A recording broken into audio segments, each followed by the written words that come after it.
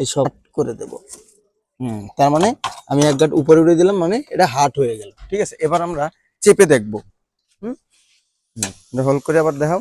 এই যে এই এই এই যে চাকা, এই যে দাঁড়া, ওইটা হ্যাঁ, এই যে দেখেন, এই যে দেখছেন, এটা কিন্তু এখন একটু হার্ড হয়েছে। হ্যাঁ, এরকম যদি আপনারা করেন তাহলে কিন্তু আপনার আর কোনো সমস্যা হবে না।